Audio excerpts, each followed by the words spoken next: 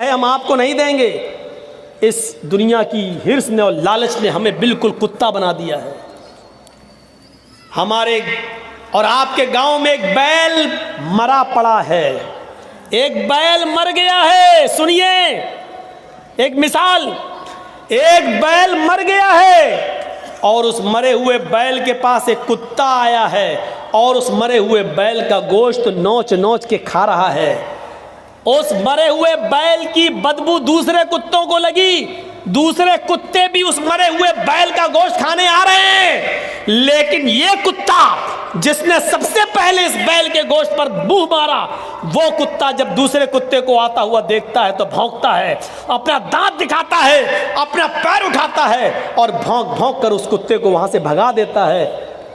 اس کتے سے پوچھو کہ تو کتنا گوشت کھا لے گا؟ 2 کلو, 3 کلو, 4 کلو, زیادہ سے زیادہ 5 کلو, لیکن یہاں تو 3 کنٹل ہے. مرا ہوا بیل اس کا وزن 3 کنٹل ہے, تو کتنا کھا لے گا؟ 2 کلو, 3 کلو, 4 کلو, زیادہ سے زیادہ 5 کلو. لیکن کتے کو یہ گوارا ہے کہ بقیہ گوشت بیکار ہوتا ہے, ہو جائے, لیکن دوسرے کتے کو ہم نہیں کھانے دیں گے. آج یہی صفت ہمارے اندر آ گئی ہے. یہ سننا پڑے گا تمہیں نہیں, تمہارے باپ کو بھی سننا پڑے گا.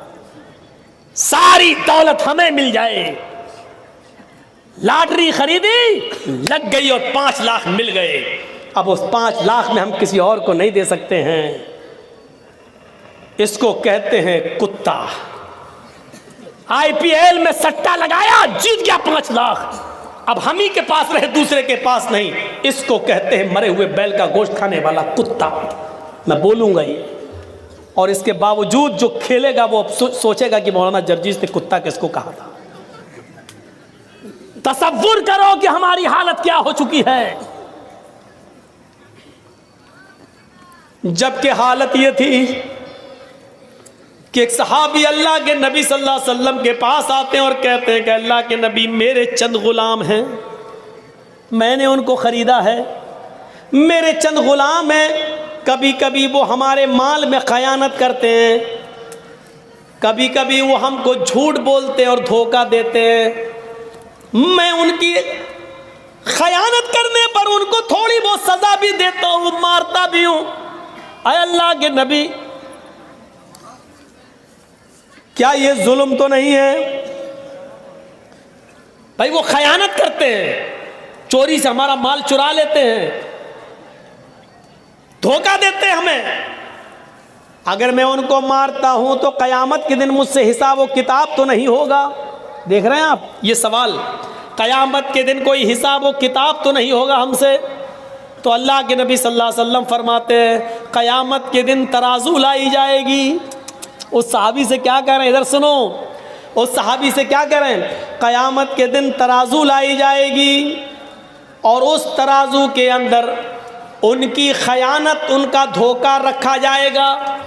جو انہوں نے تمہارے مال کی چوری کی ہے اور تمہارا مال چرایا یا دھوکہ دیا, اس کو ایک طرف رکھا جائے گا, اور تم نے ان کو مارا ہے, سزا دی ہے, اس سزا کو ترازو کے دوسرے پلڑے پہ رکھا جائے گا.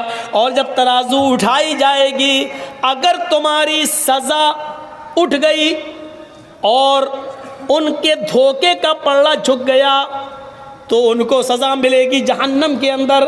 اور اگر تم نے ان کو مارا, اگر تمہارا ظلم کا پلڑا جھک گیا اور ان کا دھوکہ اور ان کی خیانت کا پلڑا اٹھ گیا تو قیامت کے دن تمہیں سزا دی جائے گی. یعنی تم نے ان کو ان کے دھوکے اور ان کی خیانت سے زیادہ سزا ان کو دی ہے, تو تمہیں سزا دی جائے گی جہنم کے اندر. یہ صحابی کہتے ہیں اے اللہ کے نبی یہ تو بڑا عجیب معاملہ ہے, یہ تو بڑا عجیب معاملہ ہے. تب تو پھر پتہ نہیں ہماری سزا کتنی زیادہ ہوگی. اب تو بہتر یہی ہے کہ اپنے آپ کو جہنم کے عذاب سے بچانے کے لیے میں ان تمام غلاموں کی چھٹی کر دوں، ان کو میں رہا کر دوں، ان کو آزاد کر دوں۔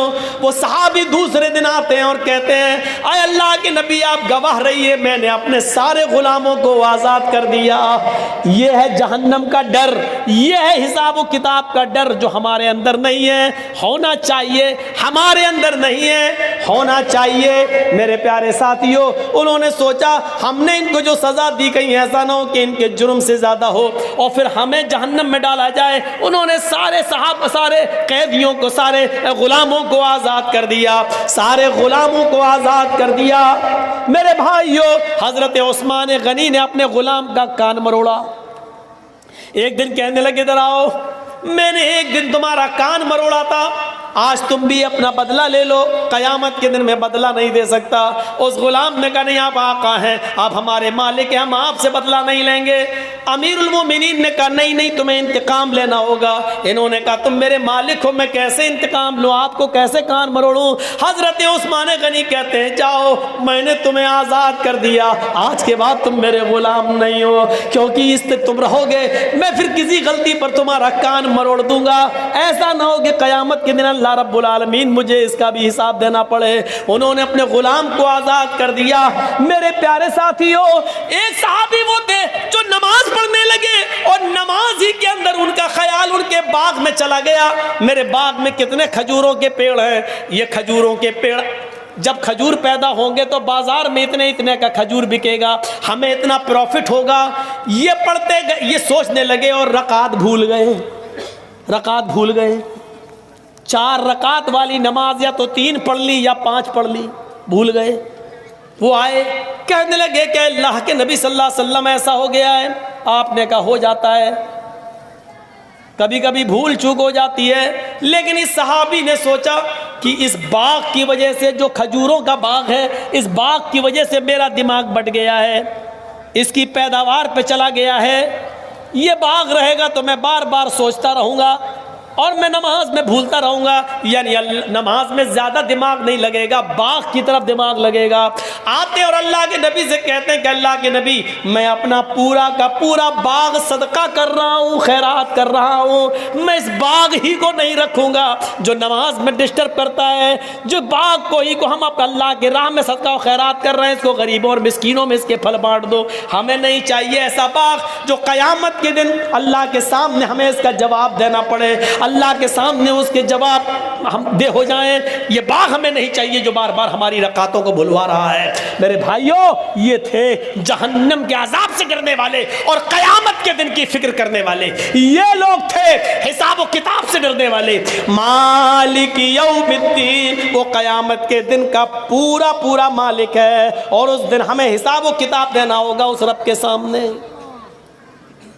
2.25 گھنٹے کی اس تقریر کے بعد کل تو مجھے 10:30 بجے ٹائم مل گیا، آج مجھے 11:30 پہ آپ نے ٹائم دیا، جبکہ کہا یہ گیا تھا کہ 11 بجے دے دیں گے، لیکن پھر بھی لیٹ کر دیا۔ بنگال میں عام طور پر جلسے 12 اور 12:30 بجے سے زیادہ نہیں چلتے، آج تو پھر بھی 12:15 بج گیا ہے۔ تو میرے پیارے ساتھیوں،